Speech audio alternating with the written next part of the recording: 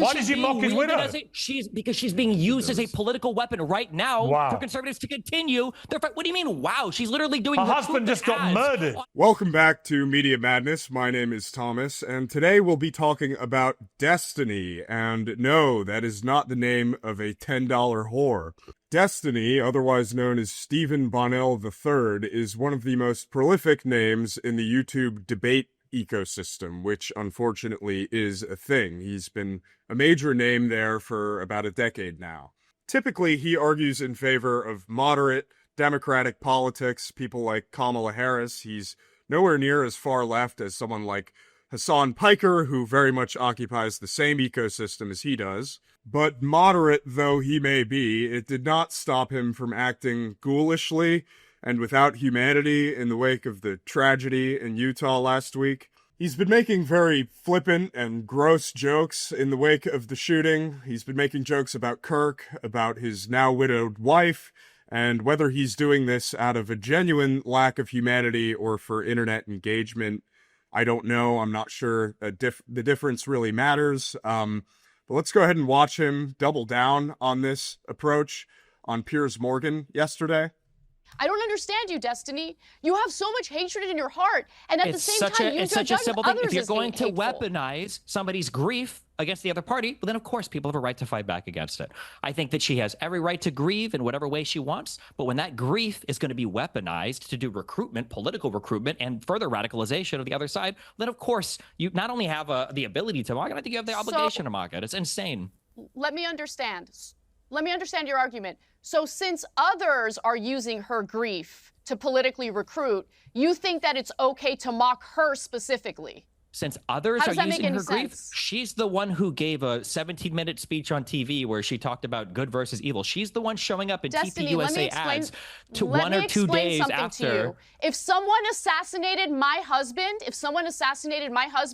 I would not be able to have the level of composure she had during that speech. I would be out for blood. I understand why she's angry and why she said the things that she said. Okay, you need to understand what being a human is, what it's like to actually lose someone that you love, that you chose to spend your life with, that you chose to raise children with, a person who was violently and viciously assassinated like that. This is why I've moved away and when from something identifying as you got bullied online. It's so funny. It's so funny that you just said that you don't think about how other people act to define your behavior. Your entire political ideology now is somehow defined by the people that were mean to you on Twitter. No, if somebody cares about somebody who's grieving, I understood you tell that what person, the flaws you on tell the that left person, happen hey, to be. maybe The weakness you should in their step back arguments. for a couple of weeks. No, it's maybe not you should about take the some way time I get to grieve. treated. You don't I get say, treated hey, let's like throw a crap from camera in both front sides of of you the and have political you do aisle. mass recruitment for our political party while everyone over here is calling for civil war. It's unhinged. When you've got people like Matt Walsh and the Daily Wire, the president of the United States calling for civil war. We're talking to a guy who said he'd be okay with his own parents getting killed if they went to that Trump rally where that assassination attempt happened. And we're talking to a woman who went on and did the whole conservative media outlet with Tucker Carlson and Glenn Beck. Now, Anna Kasparian is completely right to be mortified by his soullessness here. Kasparian is with the Young Turks, and she used to be a total raging liberal in the 2016 era, and she's really been on a road to Damascus over the past few years. It's been very nice to see.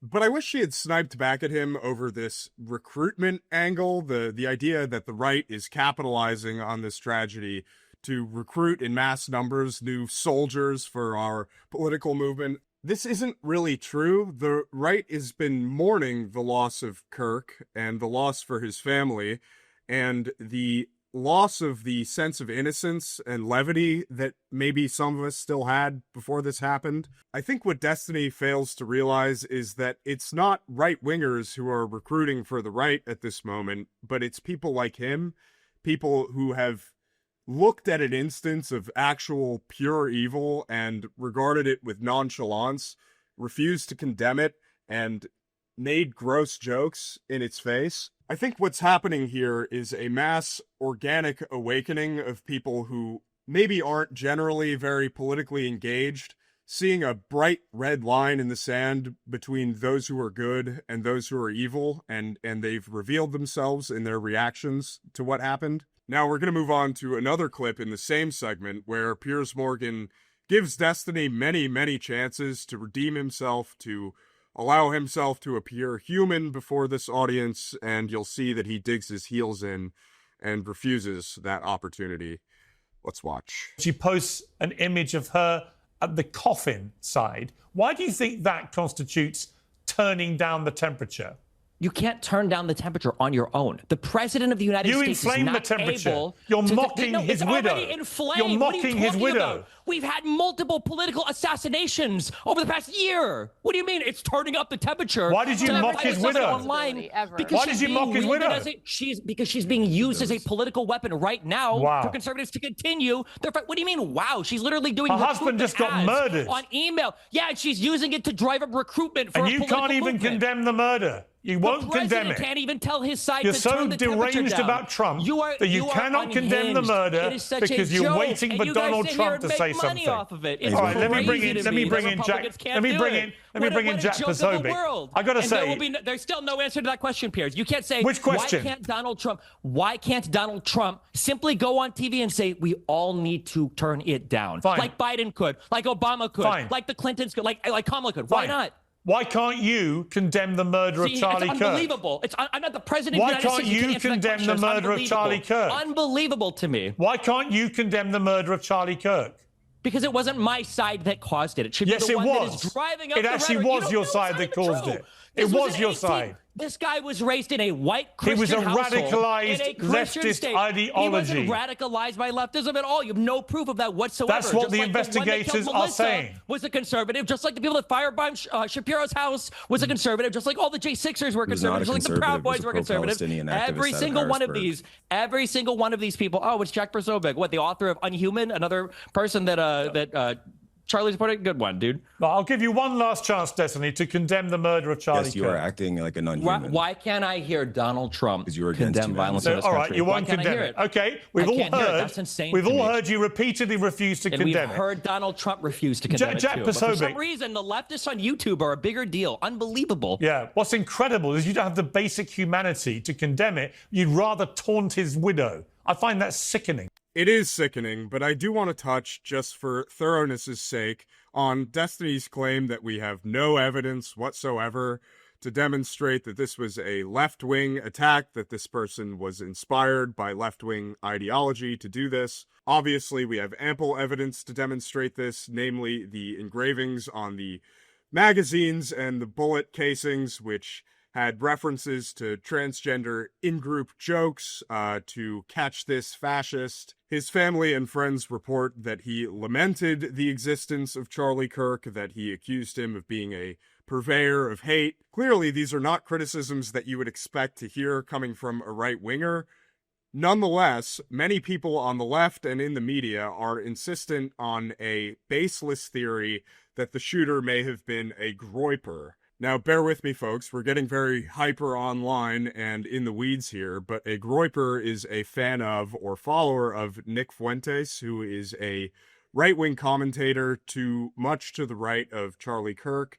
He was critical of Charlie Kirk for years. I'm not even going to dignify this bizarre left-wing theory with a response other than to say that I've never heard a right-winger accuse another right-winger of being a fascist. Now, one of the main points that Destiny made here was that he's critical of Donald Trump for not calling for unity and kumbaya, and that it's not his responsibility as a Twitch streamer to turn down the civic temperature. But you can see in a recent stream, I believe from 2 days ago, that he's done nothing but pour gasoline on the fire. So let's watch. Out the crime statistics? Not exactly like. You need conservatives to be afraid of getting killed when they go to events so that they look to their leadership to turn down the temperature. The issue is right now, they don't feel like there's any fear. Like, I don't know. It's like memes. It's just memes to everybody, I guess. I don't know, bro. I don't know. I don't care. I'm playing video games. Okay, I'm done today. I don't give a fuck. God, it's going to be so fucking gay if I get killed in the next fucking 2 months of shit I'm doing. Well, the cuck shit out here. Please don't anybody make any actual fucking, the most cucked, weak-ass fucking bullshit-ass speeches on my side. God, if it happens, holy shit. I'm going to make a death note before I go out to go live and not. God, it's so cucked. It's so optics cucked. I'm not sure gay is the word I would use to describe a hypothetical Destiny assassination, but it is a word I would ascribe to Destiny himself. There was a video that circulated a few years back on my Twitter timeline of Destiny performing an oral favor on another man. Mind you, Destiny is a father, and his 14-year-old son, who has seen this video, despises him with every fiber of his being, and I can't blame him. This is the type of guy we're talking about here. To really hammer it in, this is a video of Destiny about half an hour after Kirk was shot, and half an hour after the entire country watched one of the more gruesome videos out there.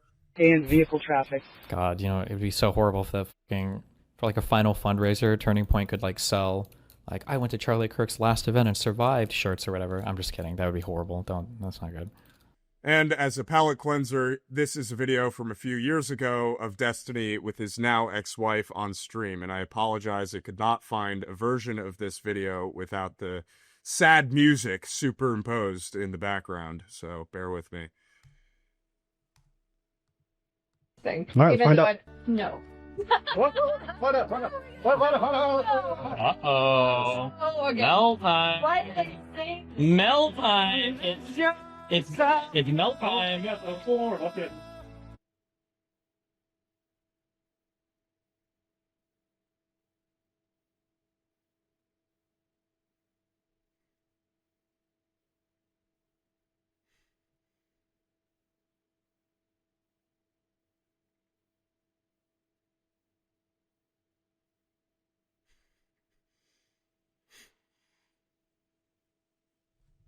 Optics cucked indeed. That is all I got for you today. Thank you again so much for watching Media Madness, and I implore you to like, comment, and subscribe below, and we'll see you next time.